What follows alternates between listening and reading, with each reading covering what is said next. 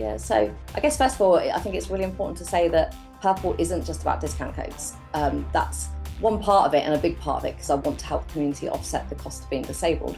But also I want to, at the moment when you become disabled, there's no one place that you can go to.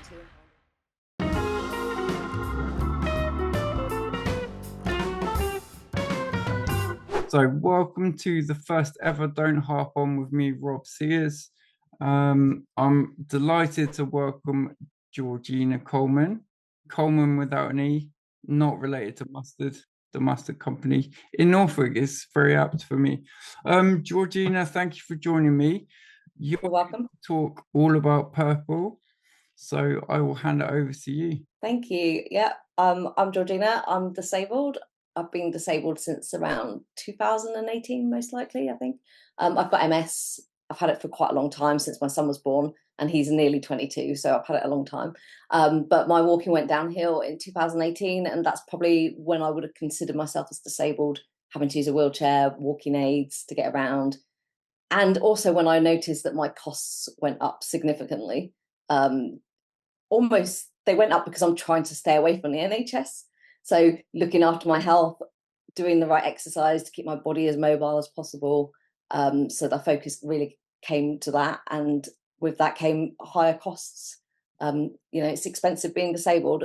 Do you want me to go on to about Purpl discounts now and why I started it? Yeah, why not? Just jump straight in. Let's go. I like to talk. I was actually out shopping a couple of years ago with my cousin, and we were in a shop, and I said to her, "Oh, my son gets student discount in here. Why don't I get a disabled discount?" And it was a really flippant comment, but it stayed in my brain and it kind of festered in there. And I was like, I need to do something about this. It's almost like I'm being told I need to do this. It's kind of in my brain constantly. So Purpl was launched. Purpl without the E, because we wouldn't have got trademark if we'd gone with Purpl with an E. Really? Yes, because you can't trademark a word that's a normal kind of used word. Wow. There you go. So we do have trademark on Purpl without the E. Yeah. But yeah, so it was, I just, being disabled is expensive, and I just wanted to help my community offset those costs with discounts. And it felt like the disabled community had been forgotten. You can get discounts for students, you can get discounts for key workers, you can get discounts for carers, teachers, but nothing for the disabled community, which seemed a little bit unfair, like we've been forgotten about. So I was on a mission to change it. And how have you found, what's the uptake been like for your memberships and for companies kind of getting involved in the project? So it's been amazing. Obviously, it's a bit chicken and egg, because you can't do one without the other. So it is quite a tricky thing to launch a discount code type website, because you can't get members to come if there's no discounts, but also the brands want people to spend money. So it's being able to balance that well. And I think that my story, and when I approached the brands and talked about my vision, and it's not just about discount codes, it's about more than that, and we can come on to that. They could see what I wanted to achieve, and they wanted to be part of it, because they could see the value for their brand. Because the disabled community is really loyal. So I think showing that you as a brand are inclusive, and that you want to include the disabled community and treat them like you treat everyone else, then that's a good thing to be doing, and will raise their brand perception within the disabled community.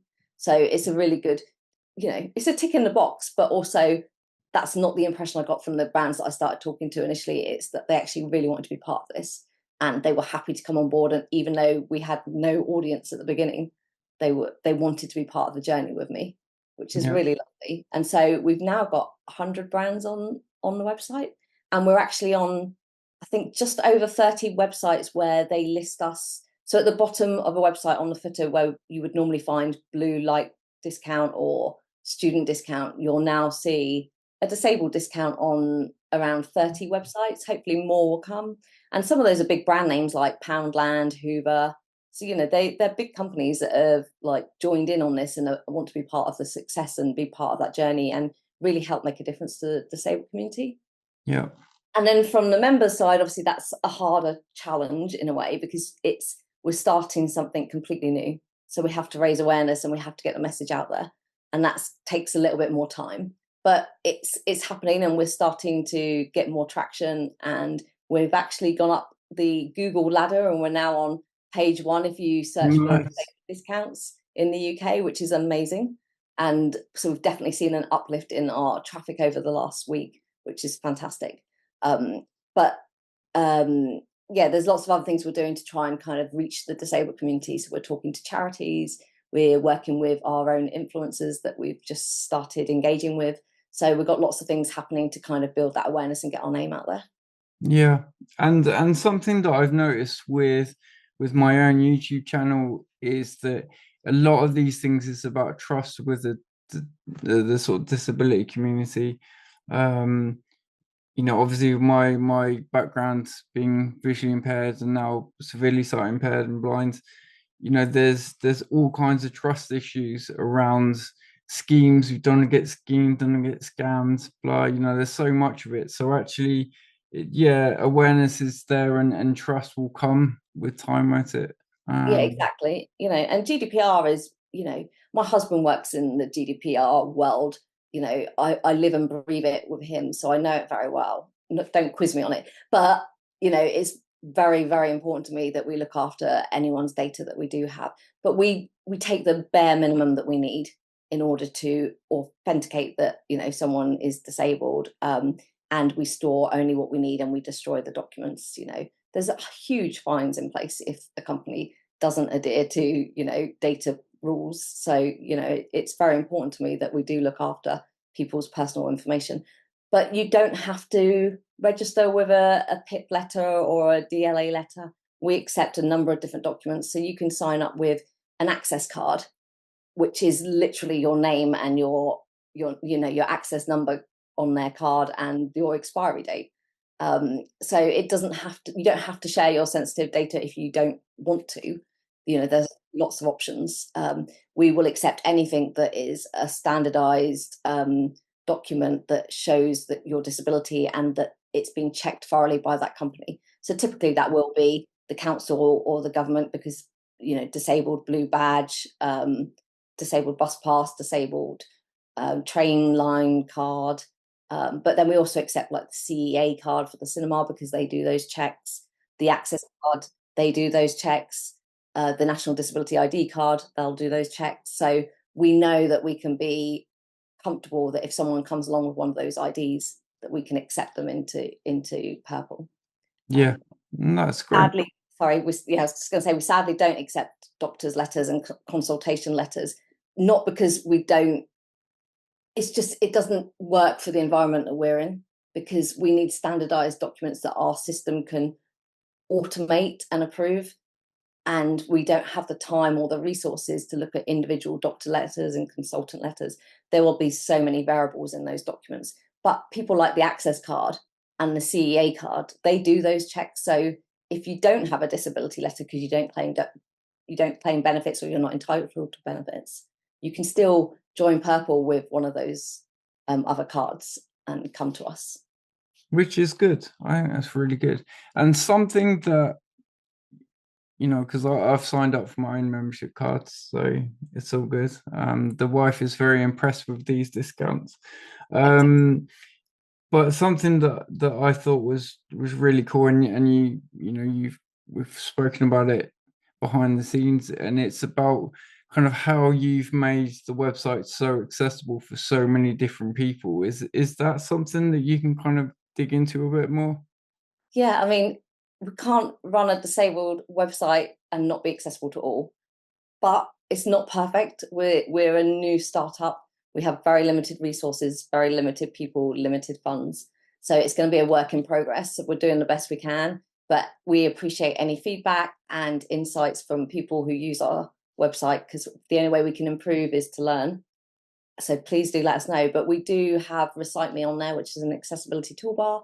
And I believe that can do, well, I've seen the demo and I've seen people use it, is that it can do lots of clever things like change the color, make text bigger, read it out. It even reads out capitalized words, which I know screen readers struggle with. So, hopefully that will make a big difference. I don't know whether that works for every single disability, but we'll learn in time, and the only way we'll learn is if people tell us.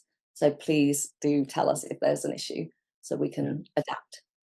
I just really enjoyed playing around with it. I was trying to see if I could trip it up. And I was going into different things and pressing stuff, and it just kept reading it out. I was like, this is great. I need it on every website. That'd be really helpful. Would be, wouldn't it? Um, Hopefully one day the world will move in that direction. yeah, maybe we will see. So obviously you said that it's quite a new venture. What are the plans kind of long term, if you can give away anything of that? What's coming up for you guys? Yeah, so I guess first of all, I think it's really important to say that Purpl isn't just about discount codes. That's one part of it and a big part of it because I want to help the community offset the cost of being disabled. But also, I want to, at the moment, when you become disabled, there's no one place that you can go to and find all the information. It's very fragmented across the internet. It'd be really nice to have lots of information and signposting on Purpl within our blog section so people can find relevant information or at least be pointed in the right direction of where to go.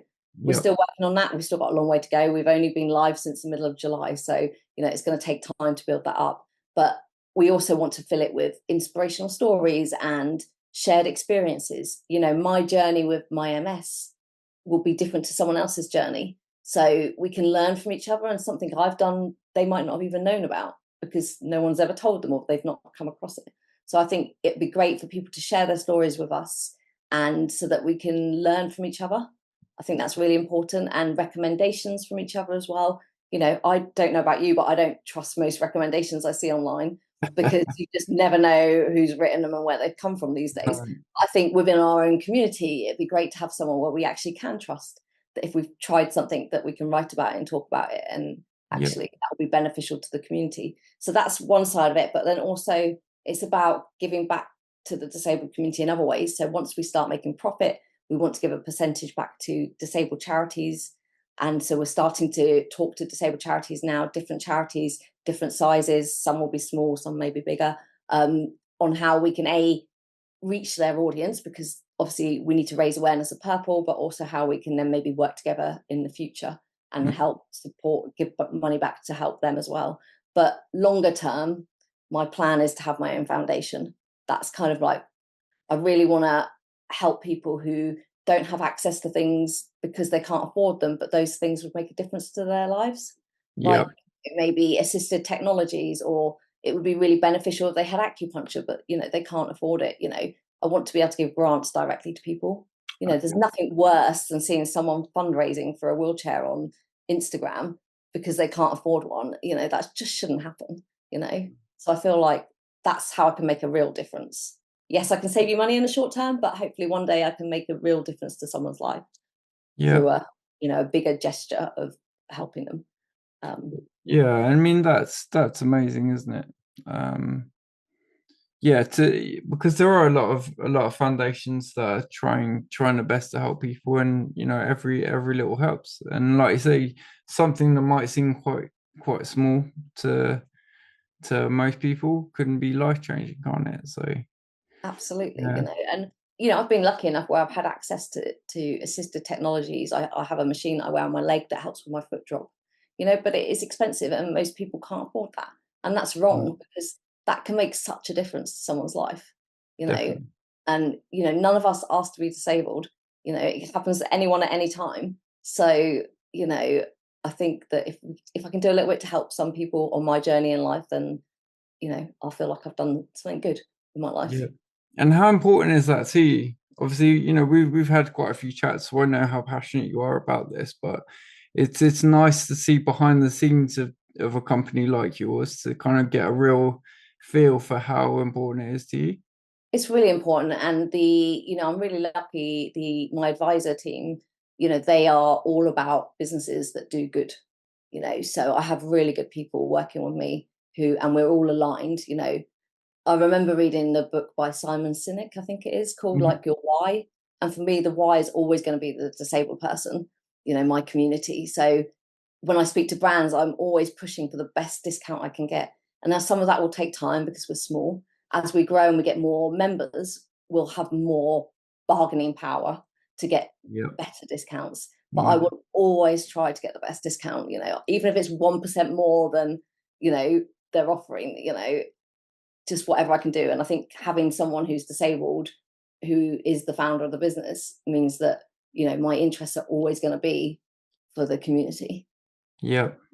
And that's really refreshing, because there is, unfortunately, if you have been around disability and you've been through the process of, any kind of testing, any kind of applications for help, anything, a lot of it isn't run by people that have come from that situation. And it's very, very hard to be able to walk a mile in someone's shoes when you haven't been there yourself. So it's, it as a initiative for me to get involved in personally, it was like it's a no-brainer for me. It's a nice company doing great things and something that's going to be exciting for the future. Yeah, no, thank you. It's really cool. Thank you. And it's not just, not everything we do is going to be, money making for us. It's about the right thing to do. So we are collaborating with disabled businesses like Standout Socks, who do an amazing thing. They recruit people with learning disabilities, and so their money goes into funding those people so they have jobs. Yeah. So we have a discount with them on our website, but we don't take any commission for that. That is purely a collaborative partnership where that's the right thing for us to do to help them get more business. And also, by the way, their socks are amazing. My husband They loves are. them. I've already looked. I love socks. So Their socks are great. But also it's the right thing to do, and that way, we can work together, and it doesn't always have to be a financial reward. There's a value exchange for us working together and helping our community, because that's what we want, is ultimately to help the community. Yeah.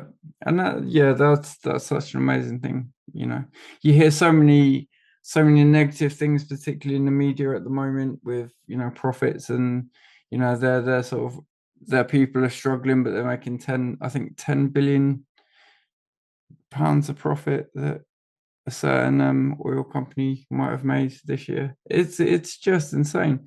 So I think, going back to sort of trust and building a brand that people are proud to be associated with, being person-centered like that